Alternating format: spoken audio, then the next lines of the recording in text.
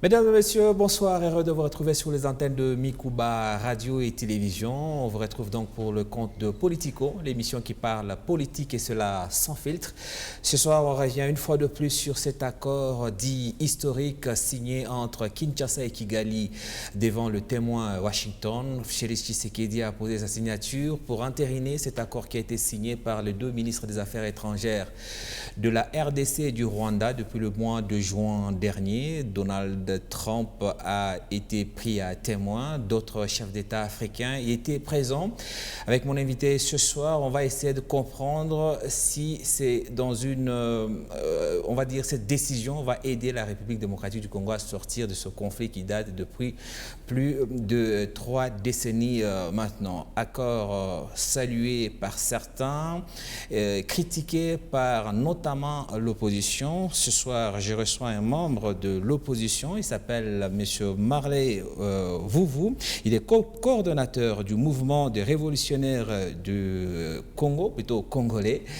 M. Marley, bonsoir. Bonsoir, cher Alain. Vous allez bien? Très bien, en forme. Vous êtes ici au Lualaba, tout se passe bien? Bon, je suis à Kolwezi au Lualaba.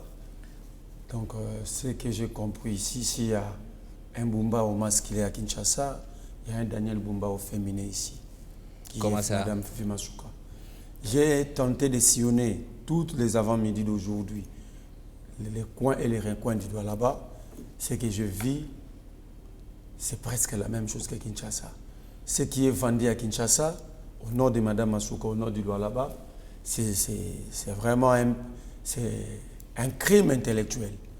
Comment ça? Les intellectuels, les élites... Vous n'allez pas nous dire que Kolwezi a la même désorganisation que Kinshasa? C'est quoi la désorganisation? Ce que j'ai vécu là, j'ai fait même le KCC, le creuser artisanaux que j'ai vu, qui coupe le barbelé, qui crée des désordres. Il n'y a pas d'autorité ici. J'ai fait la cité de Louis-là, Louis-Lou. Oui. J'ai fait la arène 39, numéro 39. Et on me dit, quand j'interroge les autochtones, ils vont me dire que cette avenue, d'abord moi je sais que c'est l'avenue présentée dans le passé par Madame Masuka comme une avenue construite déjà à 80%, parce que pour elle, c'est une avenue qui n'a que 17 km, elle a déjà asphalté 13 km, cette avenue a plus de 17 km. J'ai tenté de marcher sur l'asphaltage, c'est moins de 2 km. C'est moins de 2 km. Une femme ou un homme d'État n'ont pas droit au mensonge. Ça, c'est un. Okay. Je suis allé, d'abord, cette route ou avenue, la route nationale numéro 39, là, ce n'est ni avenue, ni route, ni jungle. C'est quelque chose, c'est Mme Masuka et Tshisekedi savent donner nom. Le nom. En face de cette avenue, de cette route-là, il y a des avenues. Ça, c'est un village moderne. En fait, j'ai pensé la manière dont les communicateurs de Masuka nous présentaient Lualaba, Kolwezi à Kinshasa, je pensais que j'allais sur les sites de route comme à Johannesburg. Oui, mais vous exagérez un peu, même si ce n'est pas le sujet, c'est votre constat. Non, je n'exagère pas, Ceux qui vous ont amené... À Kita Lubumbashi, pour Kolwezi, j'ai emprunté volontairement la voie routière, arrivé devant ce que vous qualifiez d'hôpital moderne. Je m'étais transformé en Jésus-Christ sous une petite pluie pour accéder à ces bâtiments. J'ai dit marcher sur l'eau. Une petite pluie, je m'étais transformé en Jésus-Christ. Donc, c'est un problème. Je ne dis pas que tout est noir à travers la République. Oui, mais c'est le tableau que vous êtes en train de lorsque faire. Le mal dépasse le bien, c'est que ça ne va pas. Devant la prison centrale ici. Le problème, c'est celui-là. Le problème, c'est qu'avec votre regard d'opposant, vous ne pouvez voir que là où ça ne va pas. Est-ce que vous avez été au village du Congrès? Vous avez vu comment on a modernisé? Est-ce que vous avez visité les bâtiments, les nouveaux bâtiments et les anciens bâtiments du gouvernement provincial? Mais ça, c'est pour nous. Est-ce que vous avez visité... Monsieur Alain. Vous avez visité l'aéroport de Kolwezi? L'aéroport où il y a eu crash 100 camions anti-incendie? Vous appelez ça modernisation? Mais non. Si c'est là les accidents, ça arrive partout, même en France. C'est quoi la prévention? c'est mettre des instincteurs, c'est mettre des voitures anti-incendie, mettre des ambulances. C'est ça, ce sont là des préventions. Avoir à chaque instant le bulletin météo qui connaît la cause de cet accident. C'était par l'absence du bulletin météo qui connaît. Il y a eu éboulement ici. Il y a eu simplement des intérêts qui connaît la cause. Un État qui veut aller loin travaille chaque jour à la recherche de la vérité. Il y a eu plusieurs âmes parties. Vous êtes journaliste, vous avez des informations? Les enquêtes sont en cours. En cours. Oui. C'est comme ça ici. Où en sommes-nous avec les enquêtes sur 15 millions de dollars depuis 2019? Mais Vital Caméré a quand même perdu, a fait la prison. On nous a remis l'argent. Parce millions. que quand vous êtes condamné pour détournement, vous devez rembourser. En défaut de remboursement, on doit identifier vos biens, vos patrimoines et les confisquer au nom de l'argent détourné. Qu'est-ce qui a déjà été? Vous n'êtes pas satisfait de ce que vous avez vu de la ville de Kolwezi? Non. La province ne pilote rien finalement. Avec tout ce qui gorge cette province, les autochtones ne pouvaient pas. C'est-à-dire, je me pose même la question, pourquoi tant d'abondance peut créer autant de souffrances? Oui, mais en même temps aussi, il faut savoir que Kolwezi, ou plutôt le Lualaba, est une jeune province. Non. Cette province n'a pas 20 ans.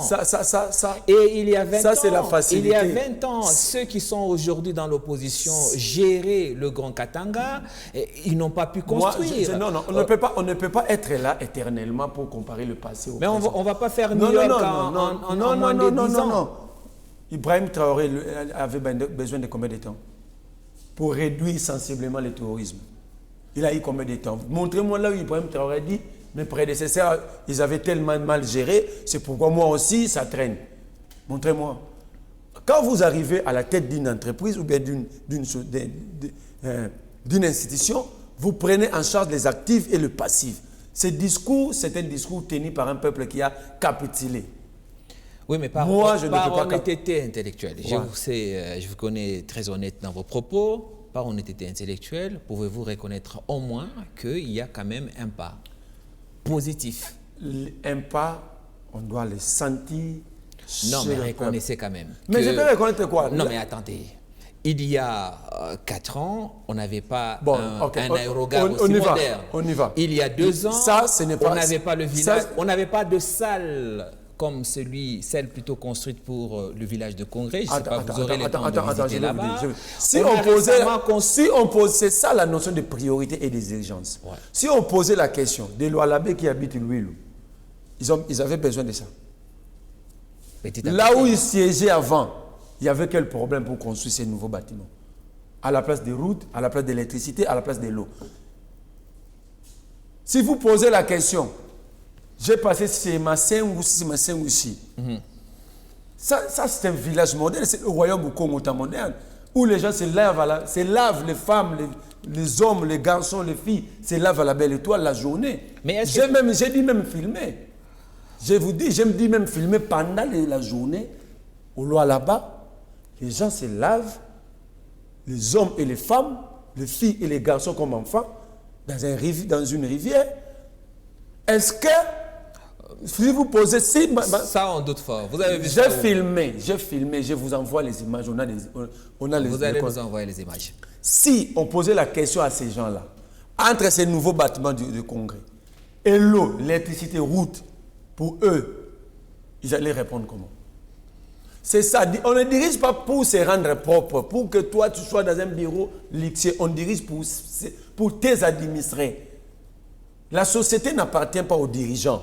C'est ça le problème. Vous entrez dans un bureau du ministre, dans le cabinet d'un ministre, vous trouvez des meilleurs sièges, vous trouvez des beaux caméras, de belles caméras, vous trouvez tout, vous dites, ah, le pays avance parce que quand même on a construit un nouveau bâtiment. Pour celui qui vit déjà dans le luxe, pour les infortunés qui se lavent dehors, là, on a construit. J'attends toujours vos félicitations pour le peu qui est fait. Le peu qui est fait. Si le mal dépasse, dépasse les biens, Monsieur Marley, pas. Attendez. Ceux qui étaient là avant Mme Fifi Masuka à la tête de la province... Mouyej, je vous ai dit. Alors comme ça, Mouyej a financé la construction de ces aérogares et aérodromes. Les documents existent. Ce n'est pas Masuka. Oui, mais commencez... Alors, parce que vous allez parler du passé, vous voulez évoquer le passé. Commençons par le passé. Quoi encore? La CNCS, la CNSS, CNCC, Oui. ce n'est pas Mansoura. Les D2 wagons, 3 wagons là, c'est sous Mouyej. Citez encore. Alors comme ça, vous allez nous citer ce qu'elle a apporté. On n'est pas dans cette dimension-là. On est dans quoi? On est dans la dimension on doit reconnaître ce où qui nos est autorités pensent construire, rendre propre là où est-ce que vous êtes en train de... On va revenir à notre sujet, parce que ce n'était pas ça le sujet. Non, ce n'était pas le sujet. C'est pourquoi j'ai dit ceci. Je vais dire... Non, vous allez là où habite le président, oui. la première ministre, vous allez trouver propre. Mais là où habitent les 90 millions, 100 millions de Congolais, c'est dans quel état? C'est ça le vrai débat. Le débat, ce n'est pas qu'ils font totalement rien.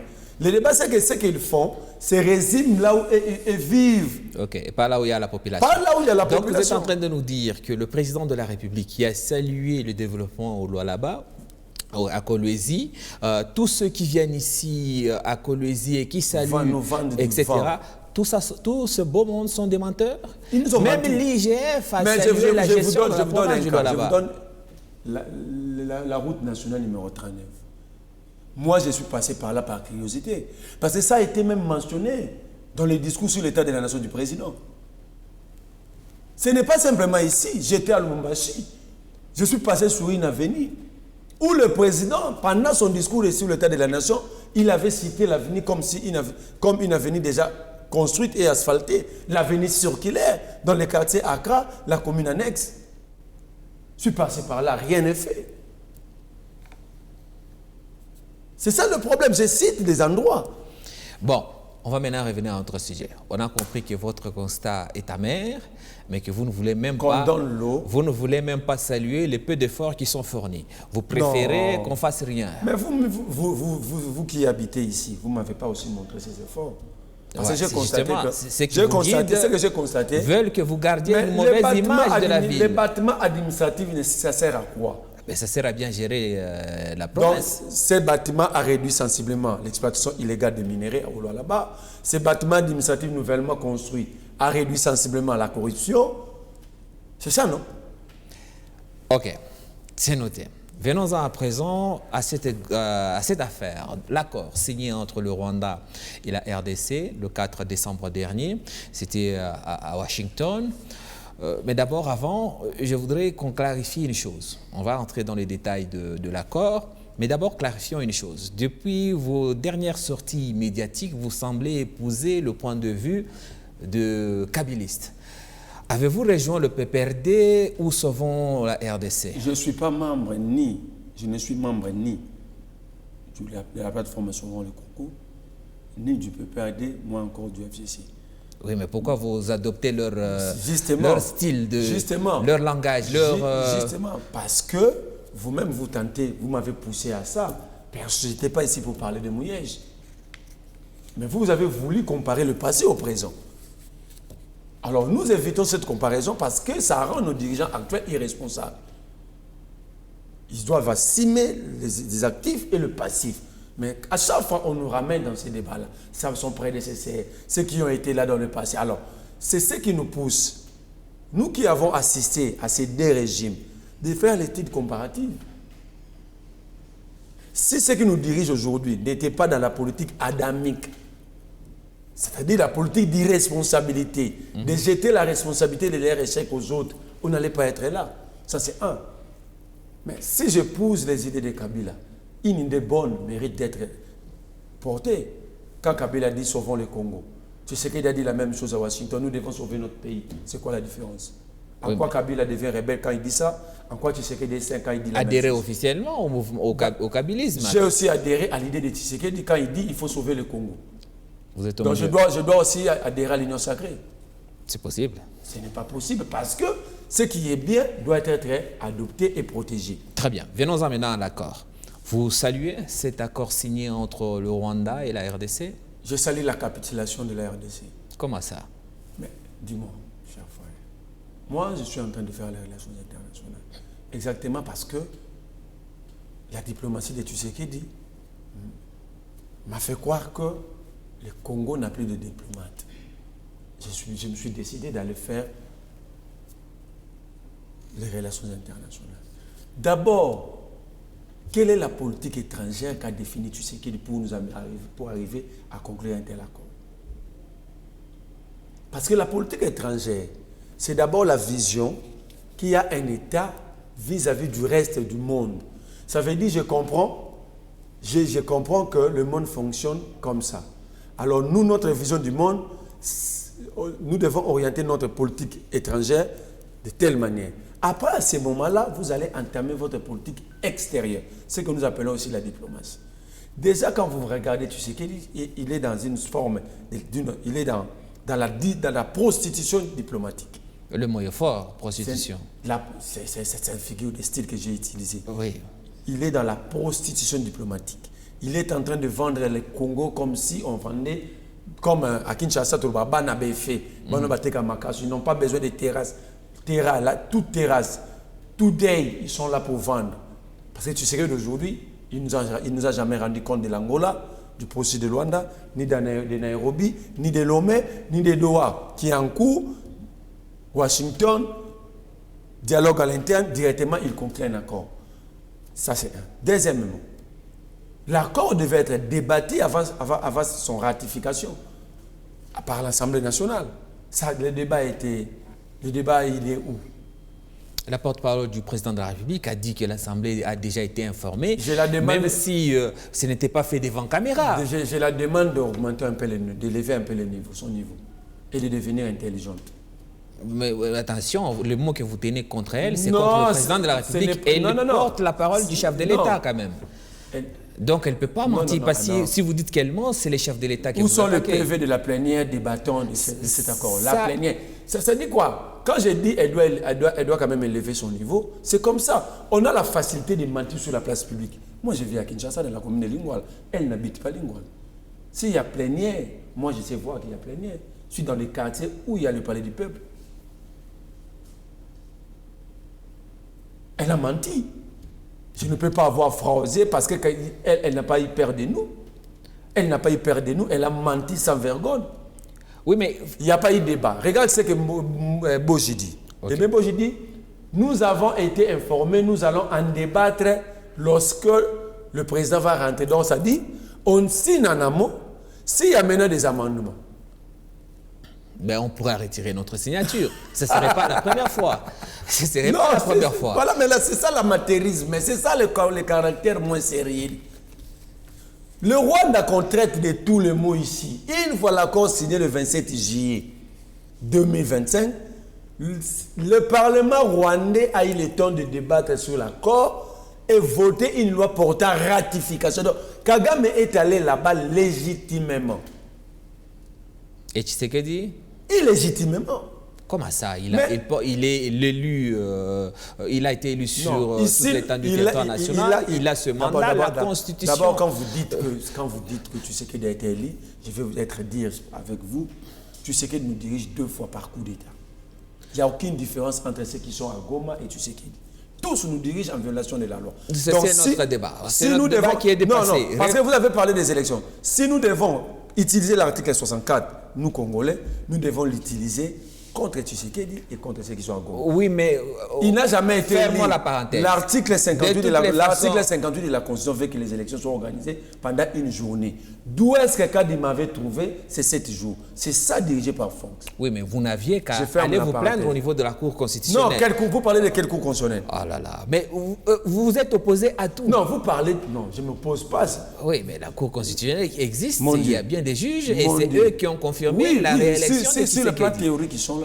Oui, mais... Mais sur le plan pratique, où sont-ils? Vous les condamnez par défaut. Vous faites un préjugé. Une cour qui n'entérine que le résultat publié par la CENI, même si elle n'a pas de preuves. Quand vous allez à la Cour constitutionnelle vous dit, est-ce que vous avez des PV? Or, en réalité, lorsque la CENI publie le résultat, la CENI doit transférer tout le PV à la Cour. Maintenant, la Cour demande quoi aux justiciables? Vous n'aviez pas donc de PV. Et donc, vous ne pouvez pas... C'est que vous affirmez... Ce n'est pas un candidat qui transmet le PV à la Cour. C'est le central électoral qui transmet la parenthèse. Le PV. Parce que si vous contestez la réélection de Tshisekedi, c'est que vous avez vos résultats. Et ces résultats doivent être couchés sur le PV. Je conteste sur le plan droit. Okay. La loi électorale, je cite l'article 58, dit ceci. les élections sont convoquées pendant une journée. Et la disposition précise même l'heure, de 7h à 17h selon les zones géographiques. Par exemple, s'il y a 7h à Kinshasa, ici c'est 8h. Oui. Donc c'est 6h à Kinshasa, ici c'est 7h. Donc vous commencez, vous débutez une heure avant nous. Exactement. Mais est-ce que cette disposition parle de cette journée de vote? Bon, on ferme la parenthèse. Revenons. Donc Tshisekedi est allé représenter illégitimement la RDC. En violation des articles 213 et 214 de la Constitution. Qui dit?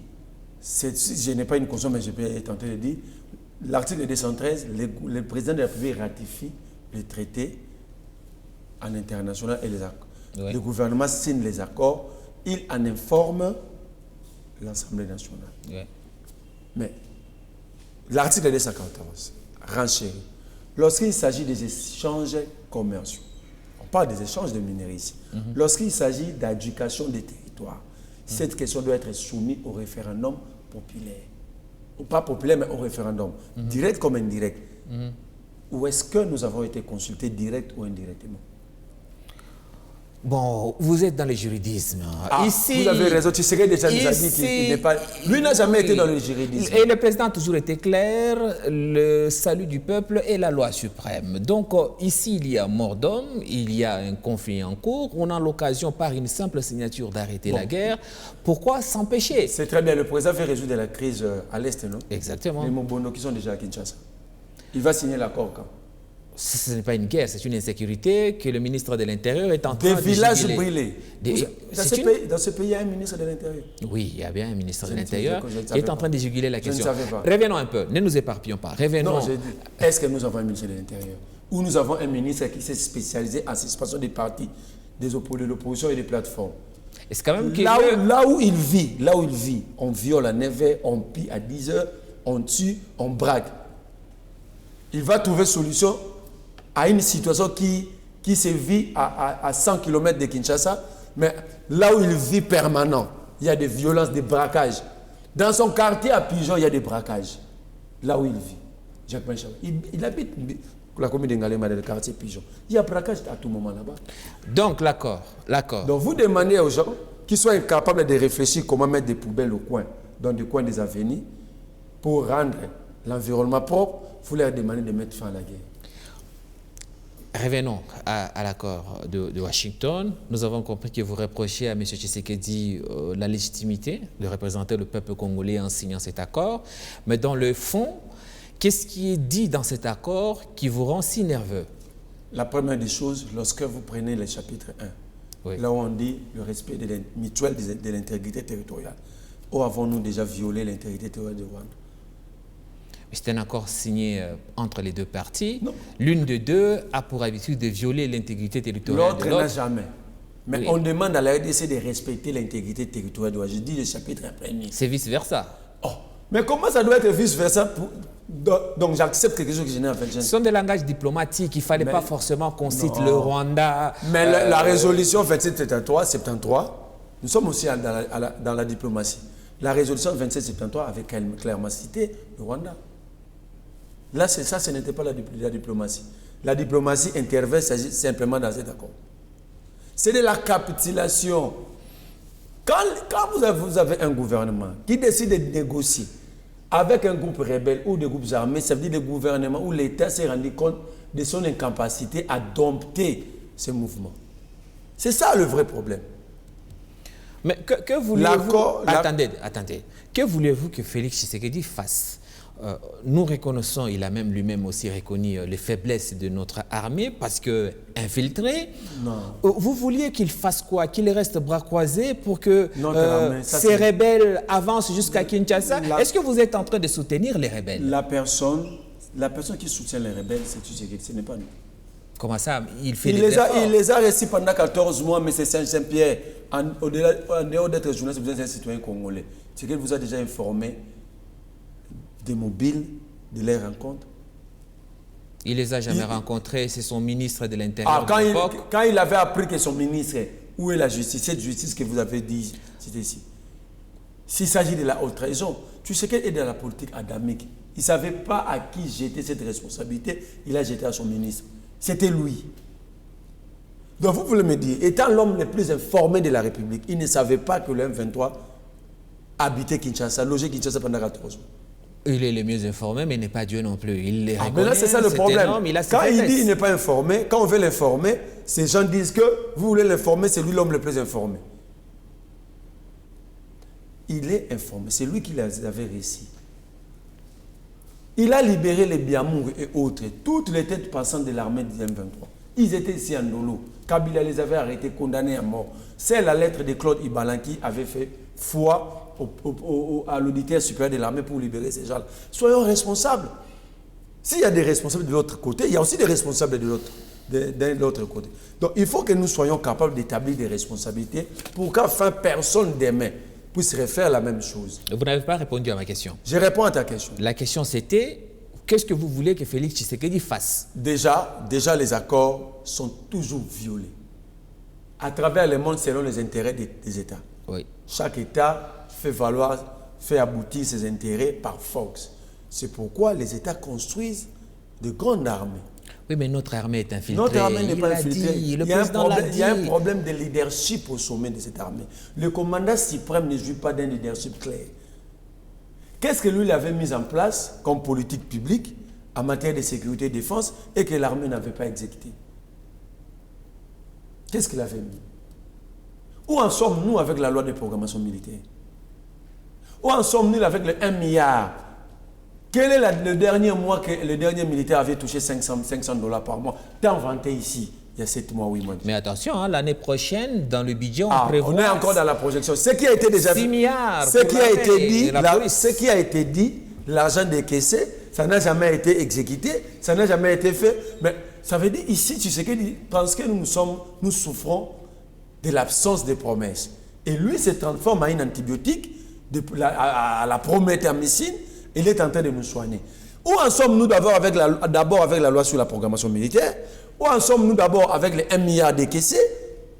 Si cet argent n'a pas été utilisé par l'armée, où sont les responsables? Mais vous êtes un politicien chevronné, M. Marlin. 30 secondes. Il y a eu débat ici. Débat sur la loi sur la reddition des comptes 2023. Les députés l'ont dit. Tout l'argent décaissé par le gouvernement dédié aux 2 provinces où l'État de siège, cet argent est resté à Kinshasa. Distribué, utilisé à Kinshasa. Ce n'est pas moi. Débat sur la loi, débat à l'Assemblée nationale sur la loi sur la reddition des comptes 2023. Ici, Kamé représentant de l'Assemblée. Où sont les responsables de cette armée? On accuse l'armée pendant que ce sont les politiques qui détournent l'argent destiné à cette armée. On devait commencer par arrêter les responsables de tous les détournements de l'argent destiné à l'armée. L'armée a besoin de moyens. Oui, mais les arrestations ont été réalisées. Plusieurs généraux ont été arrêtés. Parce que ceux qui détournent l'argent des militaires, ce sont les généraux. Il y a une dizaine, c'est dit officiellement. Comment est-ce que l'argent des militaires est géré par les généraux? C'est eux qui doivent gérer leurs troupes. Qui est les responsables politiques de l'armée? N'est-ce pas? C'est le ministre de la Défense. Si on parle de détournement dans le secteur de la défense, qui va répondre? C'est le chef d'état-major ou le ministre. Comment le ministre va répondre de quelque chose qu'il n'a pas géré? Comment? Ce sont les politiques qui pillent, qui mettent cette armée en difficulté. Après, ce sont les mêmes politiques qui reviennent pour nous dire l'armée est infiltrée, l'armée est ceci. Bemba, ministre de la Défense, il était allé coucher en Indonésie pour acheter des armes. Par terre, où sont ces armes? Mais je disais tout à l'heure que vous êtes un politicien chevronné. Les questions que vous posez sont évidemment pertinentes, mais vous savez que dans ce domaine de la sécurité, il existe ce qu'on appelle le secret défense. On ne va pas venir étaler sur la place publique qu'on a acheté 3 drones, qu'on a acheté des Sukhoi, etc. Voilà où le politique nous manipule. Ils créent un système de détournement. Ils nous font comprendre que c'est un secteur sensible. C'est un système qui ne mérite pas d'être débattu. Mais lorsqu'il y a l'insécurité, et ils sont sécurisés, c'est nous qui subissons. Mais on nous demande de ne pas en parler, parce que c'est là où passe la mafia. Parce que l'armée coûte cher aux États, et les politiques dans des États mal organisés comme les nôtres, les politiques en profitent pour détourner, pour s'enrichir Et conséquence directe, ils mettent les mécanismes. Sensible. Et ce sont les mêmes militaires, malheureusement, qui sont utilisés pour arrêter ceux qui les défendent. Très bien, on a compris. L'accord. On revient sur l'accord. On nous demande de neutraliser les FDLR. Ça, c'est le deuxième point que vous n'aimez pas. Le premier point, c'était le fait qu'on nous demande de ne pas piétiner au Rwanda. Le deuxième point... Le premier point, nous, on ne pouvait pas accepter que nous avons déjà violé l'intégrité territoriale du Rwanda. Ça, on a noté. Ce sont nos 9 voisins qui violent quotidiennement notre souveraineté. Okay. L'Angola pompe notre pétrole, l'Ouganda a des militaires qui contrôlent les territoires de Mayagi, les militaires burundais sont ici, la Tanzanie, je ne sais pas ce qu'ils gagnent ici, le Kenya contrôle le minerai de l'Est, le Rwanda exactement. Quel est le pays voisin que nous avons violé son intégrité pour que nous puissions accepter une telle disposition?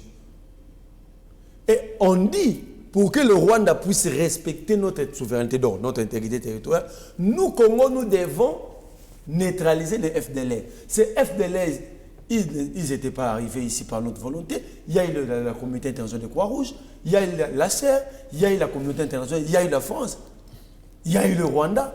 Comment, au moment de la neutralisation, c'est nous celles qui devons neutraliser? Mais... Où sont tous ceux-là, tous ceux qui ont y a participé à l'époque, en 1994, à l'entrée de ces gens-là ici? Et d'ailleurs, qui peut identifier ces FDLR? Ce n'est pas la génération 94. Qui peut les identifier? Et regarde les conditions. Il faut les localiser, les identifier, les neutraliser. Mais ce n'est pas parce que vous ne pouvez pas les identifier que l'État congolais, avec le commandant suprême, ne peut pas les identifier. Parce que lui, le chef de l'État, étant la personne la mieux informée parmi tous les Congolais, s'il a signé, c'est qu'il estime avoir la capacité de les identifier. Pourquoi est-ce que vous mettez dès le départ en doute sa capacité à faire ce qu'il a dit qu'il va faire? D'ailleurs, il a promis qu'il va respecter sa part de l'accord. Quel est l'accord déjà qui a déjà été respecté par Tshisekedi? Celui-ci, il est quand même signé devant les États-Unis. Donald Trump, là, le même, c'est un escroc. Pourquoi ça? Un peu de retenue, il s'agit d'un chef d'État d'une très grande puissance. C'est ça le problème. Il a été élu, Donald Trump, on va quand même lui donner un peu d'estime. Nous sommes toujours là en train de capituler devant tout le monde. Donald Trump, c'est un escroc. Avant de nous escroquer, il a escroqué l'Ukraine. Vous êtes un journaliste chevronné, vous suivez les informations internationales. Il a menti à Zelensky. Si Zelensky lui cédait 40% des terres rares ukrainiennes, par un simple coup de téléphone, il va mettre fin aux hostilités. Il a perdu son téléphone. Aujourd'hui, quelle est la solution portée par Donald Trump? Il demande à Zelensky de céder les territoires occupés qui appartiennent légitimement à l'Ukraine. Il demande à Zelensky de les céder à Poutine. Vous pensez que c'est ce qu'il va finir par demander à Tshisekedi? Mais s'il n'a aucune solution là où il y a tout le matériel, il aura quelle solution ici?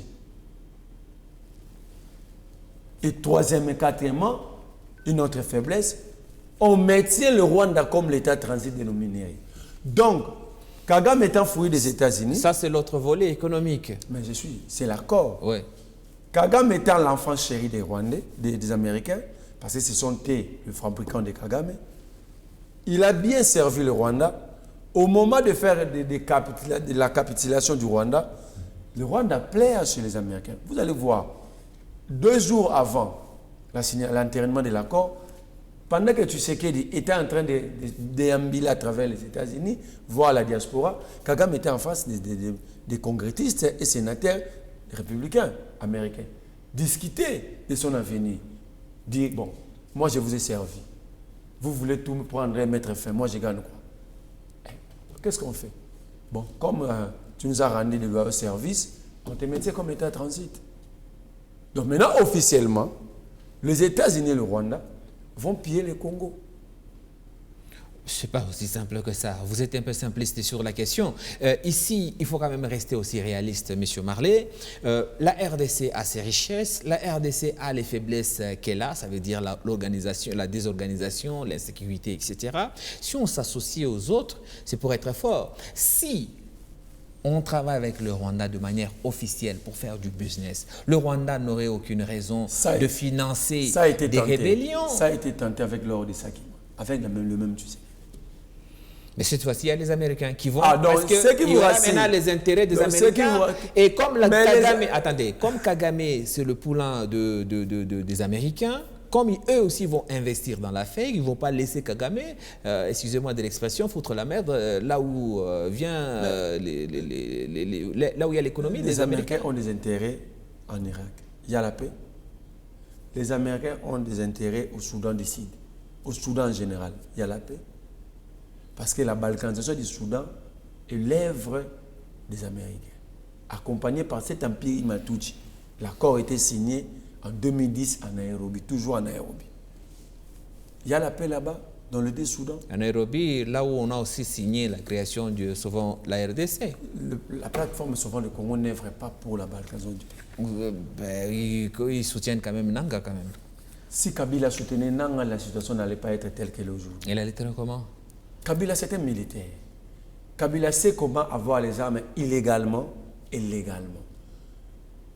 Il a géré ce pays et défaire le M23 sous embargo. Donc, il s'y connaît dans la matière. Il n'est pas dans ça. Raison pour laquelle... Vous les surestimez quand même là. Hein? Je ne suis pas dans ça. S'il était si puissant, il n'allait pas quitter le pouvoir. Il a quitté le pouvoir parce qu'il a respecté le prescrit. Donc, ici, respecter aussi la conscience, ça devient un problème.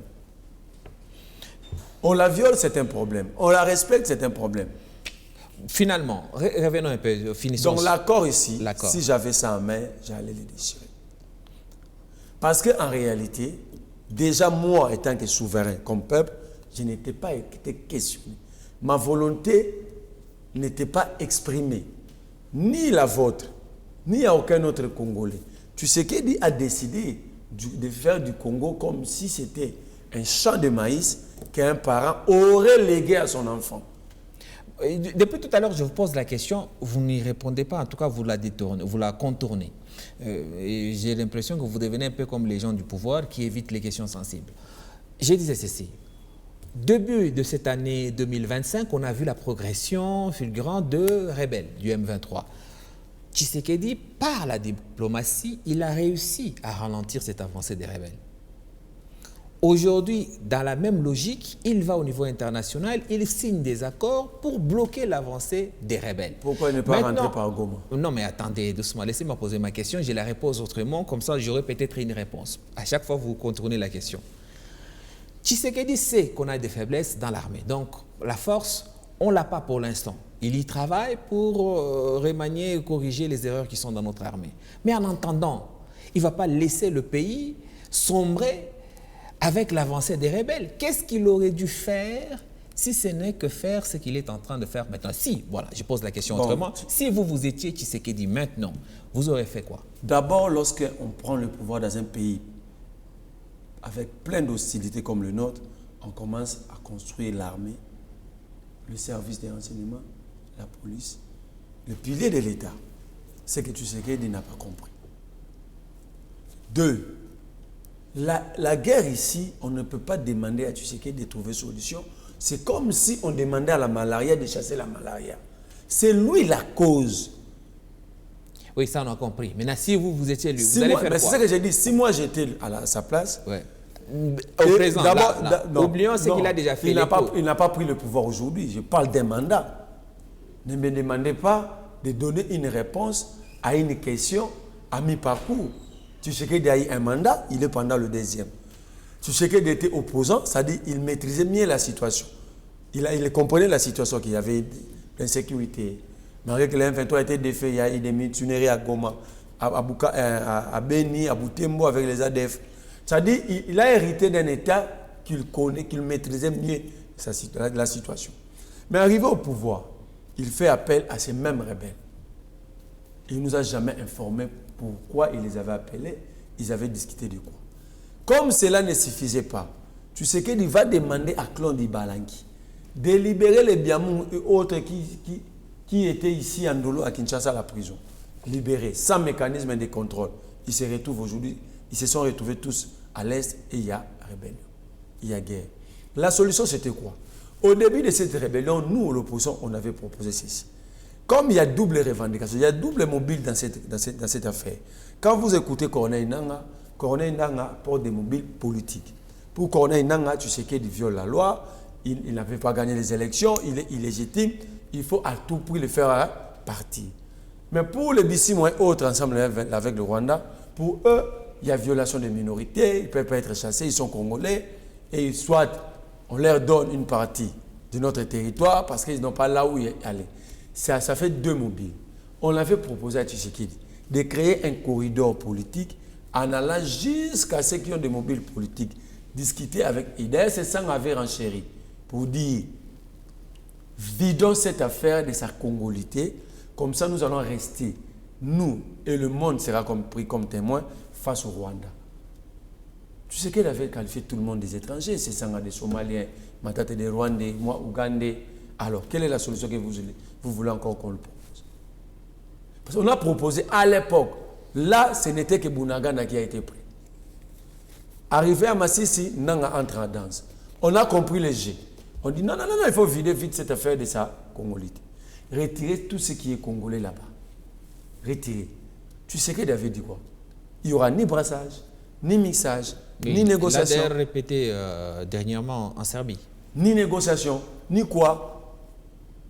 Il a tenu même, il avait même développé des attitudes belliqueuses en disant ici que moi, je vais changer le régime au Rwanda. Moi, j'avais répondu, Monsieur le Président, c'est très bien, ça va nous permettre d'être un peu à l'aise, parce que Kagame qui nous met mal à l'aise, qui est dans de mauvais deals contre le Congo, va être chassé du pouvoir. Mais comment aller changer le régime du Rwanda sans restaurer la paix et la sécurité au Congo? Parce que pour atteindre le Rwanda, vous serez d'abord en face de cette rébellion. On m'avait qualifié d'Ouganda. Donc l'accord ici, c'est une capitulation. L'accord ici, c'est la vente de la République. L'accord ici, c'est ce qu'il a décidé de sacrifier. Non seulement vous et moi, mais l'avenir de nos enfants. Alors dans ces cas, comment vous expliquez qu'à son retour à Kinshasa, le président de la République a été acclamé, accueilli par une population en liesse de voir son chef avoir réussi à faire asseoir Kagame à une table pour signer l'accord qu'il a fui depuis lorsqu'on disputait en Angola? Vous êtes sérieux quand vous me dites ici, c'est Tshisekedi qui a réussi à faire asseoir Kagame. Lui et Kagame, ce sont des néocolonisés. On les a déplacés comme des enfants chez Trump. C'est-à-dire des gaillards de plus de 60 ans incapables de résoudre leurs différends. Déjà, c'est moins sérieux. Ça, c'est un de deux. Ceux qui ont réussi, tu sais qui est dit. Raison pour laquelle on nous maintient dans la pauvreté. On nous maintient justement pour ça. Quand on distribue les 5 000, les 10 000, on est prêt à chanter parce que Non, vous n'êtes pas témoin de cela. Vous ne pouvez pas affirmer cela. Personne n'a donné de l'argent à qui que ce soit. En tout cas, vous ne pouvez pas le prouver. On a réussi, tu sais quel pouvoir. Alors, un accord de paix signé à ce niveau-là, la réalité, tu sais qui dit. Donald Trump, Kagame et tous les restes des présidents devaient rentrer par Goma et Bukavu. Pour assurer tout le monde. Ce n'est pas aussi automatique. Hein. Mais attends, c'est pas aussi automatique. Attends, vous recevez le président en liesse ici, vous signez un accord de paix, en Ouvira, on tue. C'est pas aussi... À Walikale, on tue. Alors, comment expliquer à un citoyen ou citoyenne congolais qui vit à Goma à cet instant, à Kamanyola, à Ouvira, à Walikale, à Kambumba, à Kimbumba, que nous avons la paix parce que nous avons signé un accord. Ça veut dire quoi? On devait rentrer humblement. D'abord, l'attitude de Tshisekedi a tout dit. Il ne devait pas sourire devant quelqu'un qui a tué des millions de Congolais. C'est vrai qu'on a fait trouver la corps, mais vous n'allez pas trouver... Tshisekedi était triste. Vous allez dans les détails. Je ne suis pas expert en communication. Oui. Vous, au moins, vous l'êtes. Tout est communication.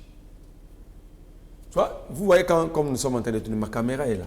Mais si je regarde 3 fois là-bas, ça va donner l'impression que on me souffle les réponses à tes questions là de l'autre côté. C'est ça, tout est communication. Tu sais qu'il s'était rendu après qu'on lui a imposé un document qui ne mérite pas le coup. Regardez même pendant son retour. Au début, lorsqu'il était sorti, le capot était décapoté de sa Jeep pour saluer les Congolais. Tu sais qu'il ne saluait pas les Congolais. Prenez les 6 premières images, première minute de l'image. Sa conscience est surchargé de cette capitulation. On a compris. On a compris. Ici, on va avancer. Cet accord finira par être violé.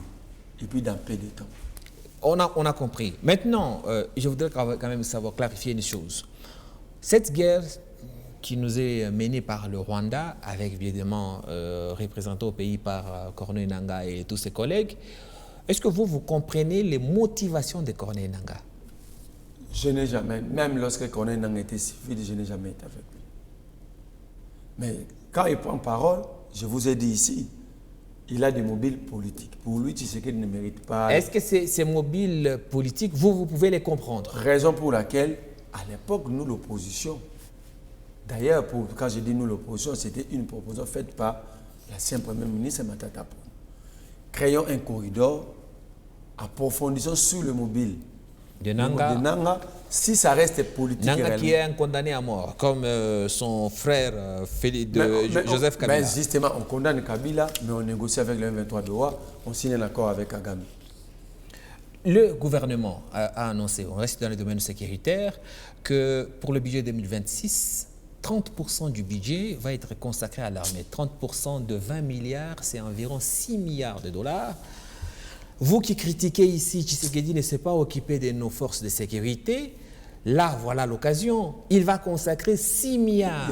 C'est plus que le budget que Kabila a laissé pour tout le pays. Mais Kabila avait laissé un budget de 5 milliards.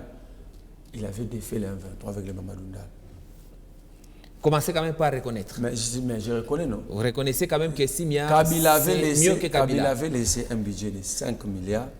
Mais ce budget de 5 nous avait permis d'avoir Congo Airways, d'avoir le Transco, d'acheter l'esprit de vie, de construire des stades, de construire des routes, de réhabiliter des groupes Zongo indés avec 250 MW, de défaire le 1,23.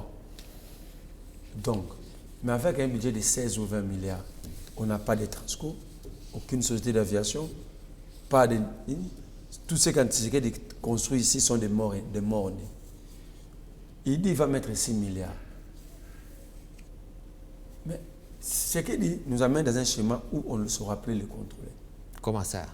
Où est parti les 1 milliard d'abord pour 2024? Vous insistez sur le 1 milliard. C'est beaucoup d'argent. C'est secret défense. Comment vous voulez qu'on vous explique si c'est secret défense, pourquoi il nous parle de 6 milliards? Vous avez entendu. Comment il nous parle de 6 milliards parce qu'il s'agit de secret défense? Non, mais vous avez entendu que nos avions de chasse, les avions de chasse des FRDC, les drones sont en train de malmener les M23 là-bas.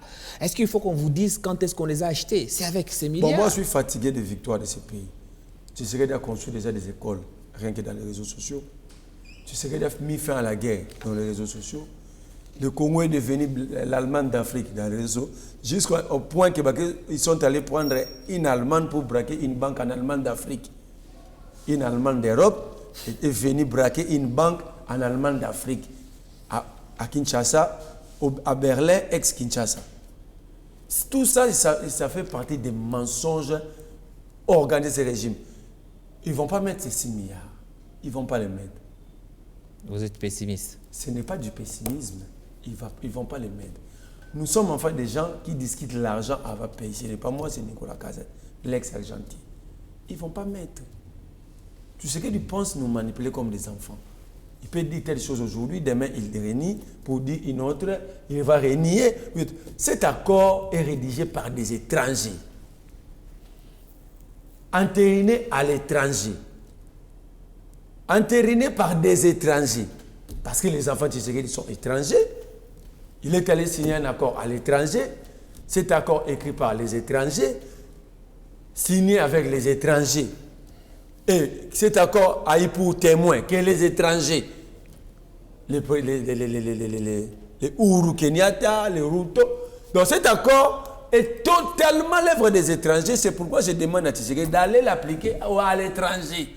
Ça ne nous concerne pas. On l'a compris, on l'a compris. On va changer de chapitre très rapidement maintenant. Parlons des provinces. On va commencer par la ville-province de Kinshasa. La vie est devenue invivable dans la capitale. Voire, même le président de la République dit ce n'est pas possible. Il a tapé du poing sur la table. Après justement, la capitale, les embouteillages, les coupures d'électricité, en fait, tout ne marche pas à Kinshasa. Qu'est-ce qu'il faut faire? Et ma question, c'est surtout pour vous, les opposants. Là, depuis le début de cette émission, vous parlez, on sent dans le fond, c'est que vous, les opposants, vous prétendez que quand vous arriverez aux affaires, vous allez bien faire. En d'autres termes, il faut qu'on vous laisse faire les choses. Quand il s'agit de défendre vos intérêts, vous êtes prêt à soulever la population pour que vous arriviez aux affaires. Là, par exemple, dans la ville de Kinshasa, tous ces malheurs que vivent les Kinois, où sont les opposants pour amener la population dans la rue, pour qu'on revendique d'abord le problème d'embouteillage, d'électricité, etc., etc. C'est la raison pour laquelle Kabila avait repris ses études doctorales. Il allait profiter de ces temps de repos comme opposant. Quand on est dans l'opposition, il faut profiter d'apprendre. C'est pourquoi au moins aussi j'ai repris les études. Je suis en train de faire les relations internationales. Mais les 37 ans de l'IDPS, ils ont passé ces 37 ans où? C'est ça le débat, le débit du débat. Ils l'ont passé sous le bois, en train de brûler les bis. Quand les gens de l'IDPS disent que l'opposition a pété. Mais l'opposition est devenue faible sur le terrain parce qu'on n'a plus rien à casser. Les routes, les bis, les avions ont été tous cassés par l'IDPS lorsqu'ils étaient au pouvoir. Maintenant, nous avons compris, il n'y a plus rien à casser. Nous amenons une opposition intelligente. Je vous ai dit ici, qu'est-ce que Matata Ponyo n'a pas proposé? L'avion acheté par Matata Ponyo pour Congo à 15 millions, vendu à 15 000 $ ici. Débat à l'Assemblée nationale, qui est arrêté? Ça, c'est l'opposition PTK. On lui demande, la guerre était encore à Bounagan. Tu sais que nous a traités, qualifiés des étrangers, jusqu'à ceux qui sont maintenant là à Goma et à Bukavu. On lui demandait de créer un corridor politique pour démolir ou désarticuler la désorganisation de Kinshasa. Mais c'est celui-là. Oui. Parce que vous avez dit nous opposants. Bien sûr. Nous opposants, déjà au début de la législature, nous avons proposé un plan de sortie de crise. Des réformes institutionnelles, parce qu'on a estimé que le régime passé avait désarticulé le secteur de l'État. Il faut des réformes profondes. On avait qualifié Martin Fayulu d'étranger, son père est sénégalais. On ne peut pas continuer à proposer. Vous avez laissé tomber. Mais on va proposer chez qui? On conseille, qui va défendre le peuple? On conseille celui qui est prédisposé à écouter et à utiliser. Oui, mais quand il s'agit de vos intérêts personnels, vous ne vous fatiguez pas. Lorsque Matata Ponyo avait proposé un corridor politique pour désarticuler cette rébellion, il s'agit de ses intérêts? Il voulait être président? Lorsque Sessang a dit cette rébellion va aller loin si on ne prend pas garde, faisons le correctif budgétaire, prenons plus 60% du budget, orientons ça, c'est là, dans le budget de l'armée et de la police. Il était qualifié de Somalien. Vous voulez qu'on propose quoi? Est-ce que Daniel Bumba doit être éjecté du gouvernement? Non, Daniel Bumba est là parce que la famille gère la République. Quelle famille? Il gérait la fondation Maman Marthe avant d'être gouverneur. Je parle de la famille du président. Lorsque le poste devient familièrement transmissible, c'est ça le problème. Il n'y a plus de compétences. Il est donc intouchable. Mais il est là, non? Qu'on le touche. Intouchable. Restons sur la gestion. Kinshasa n'est pas devenu invivable. Kinshasa n'est pas devenu une jungle. Kinshasa n'est pas un marché. Kinshasa est devenu une fosse sceptique. C'est grave. Même ceux qui pensent être en bonne santé, tous nous souffrons à Kinshasa de la fièvre typhoïde et des infections.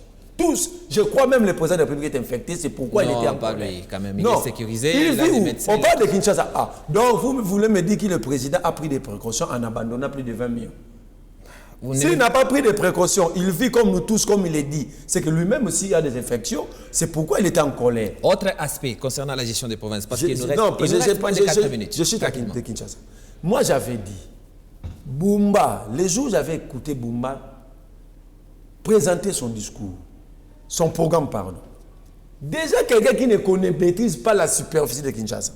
Lorsque j'ai entendu Bumba dire que la ville a 9000 km, j'ai dit, c'est monsieur, c'est un danger. Je l'avais même qualifié, j'avais dit, si vous mettez Bumba à la tête de la ville de Kinshasa, c'est comme si nous avons pris une décision solennelle de placer le VIH au sommet de la ville. Parce que je savais. Déjà, vous avez un terrain construit. Pour construire, vous devez maîtriser sa superficie. Déjà, Bumba ne connaît pas la superficie de la ville. Comment il va reconstruire la ville? Il dit 9000 pendant que la ville a 9965 km². C'est un problème. Vous êtes dans les détails. On a compris. Mais très rapidement, j'ai envie de savoir aussi votre position par rapport à cette injonction du vice-premier ministre, ministre de l'Intérieur, au président des assemblées, au bureau des assemblées provinciales et aux gouverneurs de province, demandant aux assemblées provinciales de ne plus faire des motions contre les gouverneurs et leurs membres du gouvernement. Le Lualaba a déjà d'ailleurs voté cette mesure-là. Désormais, les gouverneurs, notamment le gouverneur du Lualaba, est intouchable par les élus provinciaux. C'est une mesure que vous saluez aussi? En fait, ce n'est pas Jacquemaine Chabani. Chabani n'est qu'un canal par lequel la décision était passée. C'est la décision du président. Tu sais qu'il nous avait promis de créer des millionnaires. C'est ça, il a créé 738 chômeurs déguisés. Parce que si les députés ne contrôlent plus l'exécutif, ils sont là pour quel travail? Donc, la République va commencer à payer pendant 3 années restantes, 738 individus chômeurs déguisés. Parce qu'ils ne vont plus faire leur travail. En réalité, on doit fermer ces assemblées provinciales. Ces gens-là, on leur retire le mandat. Donc, on veut nous dire ici, même si Massouk a détourné, ou n'importe quel gouverneur détourné, personne ne peut l'interpeller. Nous sommes en guerre, il faut la stabilité. La guerre signifie l'anarchie totale. D'abord, nous sommes en guerre, la guerre est déclarative chez nous. Cette guerre a été déclarée quand? Pour que ça touche même... Est-ce que vous savez que c'est une modification tacite du gouvernement, de la Constitution? Parce que le prérogative, la mission des députés provinciaux comme nationaux sont définies dans la Constitution. Bien sûr. Donc, décider à l'encontre, vous avez évoqué la Cour constitutionnelle. Où est cette Cour? Ce sont les gardiens de la Constitution. Où sont-ils? Quand je vous disais que cette Cour n'existait pas, une décision anticonstitutionnelle, personne ne l'a saisi jusqu'ici. Est-ce qu'il a besoin d'être saisi? Personne ne l'a saisi. Est-ce que cette Cour a besoin? Les procureurs sont là à la recherche des infractions. Quand on nous arrête sans être saisis, ils nous arrêtent pourquoi? On a fini pour ce soir. Le temps est passé vite. Cette violation est l'œuvre de Tshisekedi, cautionnée par le haut magistrat de la République. Monsieur Marley, merci d'avoir accepté notre invitation. Je rappelle que vous êtes coordonnateur national du mouvement des révolutionnaires congolais. Vous êtes de passage ici à Kolwezi. C'est avec plaisir que nous vous avons reçu ce soir. L'émission est à retrouver sur tous nos réseaux sociaux, disponible sur l'application MyCanal du groupe Canal+. Moi, je vous retrouve vendredi prochain avec un autre invité, d'autres sujets. D'ici là, merci de nous rester fidèles. Au revoir.